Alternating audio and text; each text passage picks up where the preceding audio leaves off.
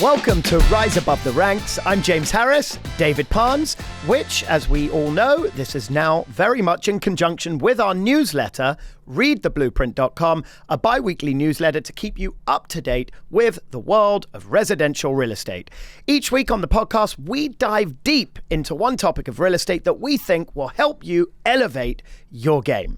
This week's topic, again, so important, how to treat yourself like a business from day one. And oh my God, did we make a ton of mistakes when we first started. This was probably the biggest, hardest lesson out of everything we've done. And I'm not even exaggerating. Totally. Because we make that first paycheck.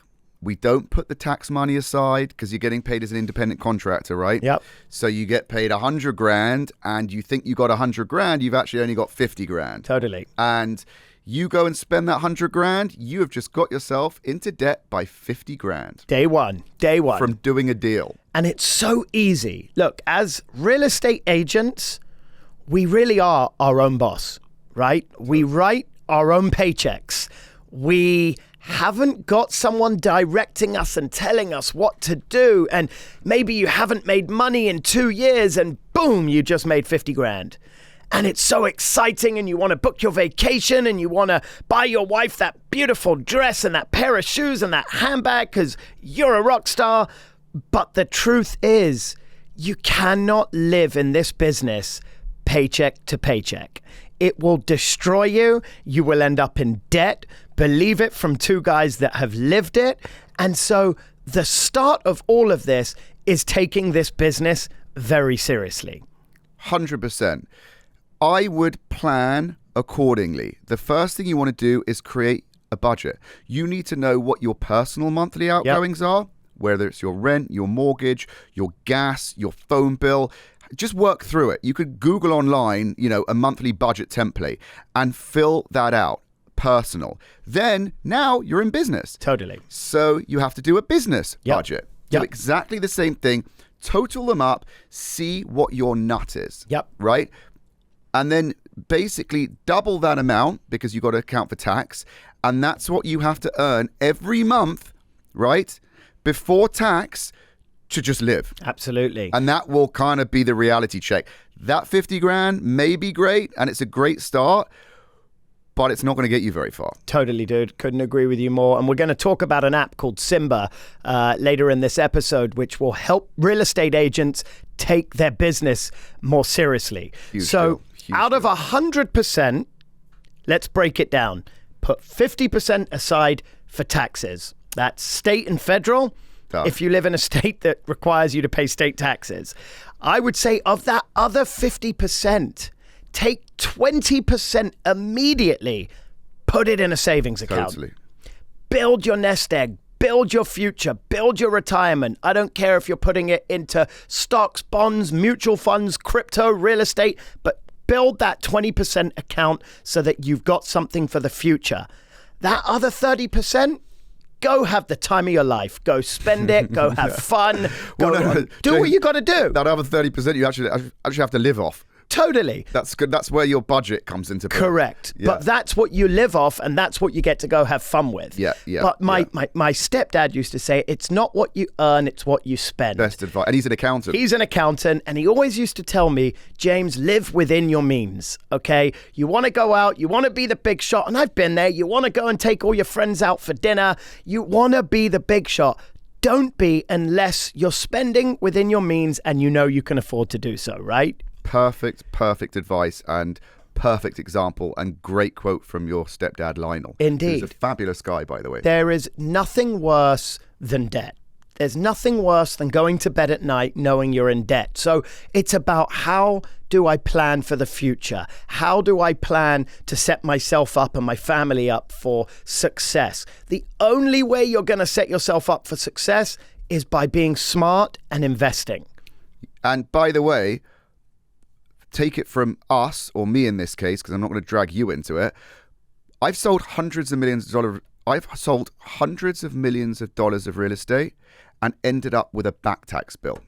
That's all I had to show for it. You don't want to be working for the government, I think is what we're trying to say, right? So it's scary because you can literally do deals, live beyond your lifestyle like you were referring to before, and end up not at zero, you'd end up in debt, which is actually a worse position than when you started. Totally. It's a really weird business if you think about it. Usually you go and get a job in corporate America, you get W-2'd, you make $5,000, $6,000, $7,000, $10,000 a month, your paycheck comes, they've already withdrawn your state taxes, your federal taxes, your Medicare, your Social Security, and that's your net. In our business, you get 100%. You have to take this seriously if you're going to set yourself up for the future. And no one bloody trained us for that. No one does. That's what's so crazy about it, because it was like, whoa, like a year, 2 years, 3 years in, we've had an amazing run. We started from nothing. We sold all this real estate, but we don't have anything to show for it because 100%. no one gave us those tools. So I think hopefully for the viewers and the readers, please listen to us, because I wish someone would have told us this at the beginning. 100%. And that brings me to Simba, which, is a really interesting app, and one that I cannot believe wasn't here 15 years ago when we started. But Simba truly does help you take control of your financial well-being as an agent, which is exactly what we're discussing. It's absolutely necessary if you want to become a top producer. I think staying on top of your commissions, your expenses, profits, and taxes can be stressful, but with Simba's mobile app, it makes it easy, allowing you to reduce that stress and then grow your business more intelligently. Simba combines this very valuable financial data with sales productivity insight in a very easy to use agent-centric package. If you are serious about taking your business to the next level, we do suggest you go and check out Simba today at www.getsimba.com/blueprint.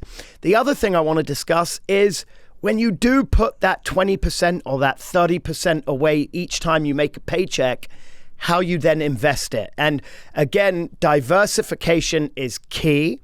There's a lot of investments. The economy is changing. The real estate market is changing. There's going to be great real estate buying opportunities. But from all of our advisors and people we talk to, this is a great time to be buying into the stock market, into the crypto market. But don't be putting all of your eggs into one basket, I think is the key. Diversify those assets. Would you agree with that? 100%. And I just wish we had Simba when we first started. It's like the dream. Do you know what I mean? All you have to do, we didn't even have, I don't think we had apps when we started. We're not that bloody old. We are. I'm 38, not 68. No, but were there apps when we first started? I don't know. Well, there weren't many apps. So if there anyway. were, we weren't taking shit seriously and we weren't using them. That's for sure. So we use Simba now, even now, and we have a business manager. You can never be too careful. Absolutely. And I think that's it. Whether you're a brand new agent or you're an established agent trying to get more structure, look into an accountant that can help you budget. Look into a business manager that can help you set up structure, because truly structure is the key to success. If your structure is in place, then at least you know what you have to do, when to do it, and what to do it with. A good accountant will help you budget. A good accountant will help you stay on top of things. I know our business manager and accountant has been tremendous in our success of turning everything around. Don't be afraid to make that call and see how much they would charge you. It might not be as much as you thought. And by the way, they can be a great, I know that's what you're probably about to say, they can be a great source of referrals. Absolutely. You could make more back from the referrals they give you than what you even pay them. Totally. So you're actually profiting from getting someone to look after 100%. Your finances for you. Not only can you get referrals, Dave, but it's like, look at it as like you're spending a couple of $1,000s a month to make more money. It's an investment. And with any business, and again, you have to look at yourself as a business, you have to spend money to make money. Invest in you, invest in your business.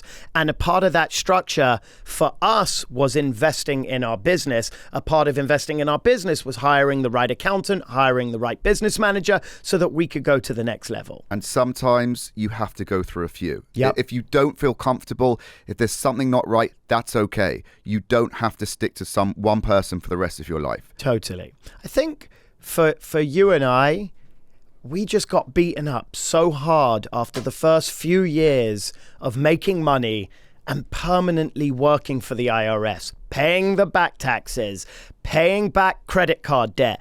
I did it my whole childhood. I left school at 16. I feel like from 16 to 28, I was in debt. Yet I was making money. If I had known what I know now back then. Oh my goodness, compounding as well. If you literally, yes, both of us. For sure. Stick to the formula, the Simba formula, the proper formula, right?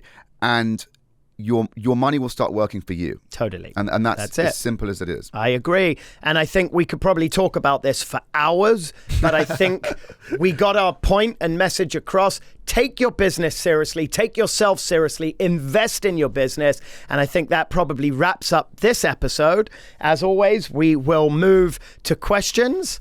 And we've always got these great questions that I love. I'm going to read the first one from Ben Williams in Louisiana. Hi guys, thank you so much for all that you're doing for newer agents like myself. I live about 45 minutes from my area's luxury market. Do you think I can be successful as an agent in that area even though I live 45 minutes away? Or do I need to live in the area I want to sell? Curious if you guys lived in the Beverly Hills area when you first started. I love this question. I'd love to hear your read on it. Well, we probably have the same answer. It's actually a great question. The answer is neither of us lived in Bel Air. Neither of us lived in Beverly Hills when we first started. In fact, we went for areas that were the luxury markets. 100%. And yes, we probably lived more than 45 minutes away. So if you're committed and you're going to drive there every day and back, go for it. Amen. I think, look, 45 minutes away, guess what? You're now thinking outside of the box. You're being creative. You're getting in your car and taking that drive. Would you rather sell a $300,000 house in your local market or a $500,000 house? For the sake of a 45-minute drive. Or sell a $2 to $3 to $4, $5 million house. So get in the car, drive, make shit happen. We want to hear from you once you've done it. Do it 3 times. Let us know how you get on. We have another great question here from Jeff out in New York City. Hi, guys. Thank you for making this podcast. I'm loving this and the blueprint. I'd love to hear your thoughts on the passing of the Queen. I'm an American and never knew what the consensus was. I love The Crown, though. I love The Crown. Great question. Great TV show. Queen Elizabeth. I mean, she was everybody's queen for years. How many years was she queen? She was the longest reigning monarch in UK history, I believe. That's just, I mean, she's a special lady, a special place in our heart as Brits, but I think a special place in everyone's heart around the world. She's that symbol. Everyone, for our entire lives, she was the queen. And our parents' entire lives, by the way. It's insane because she was so young when she took the throne, because I believe that her uncle abdicated, basically, without getting too technical. But she stepped up, and yes, she lived a great life and a privileged life, but she dedicated her life to service.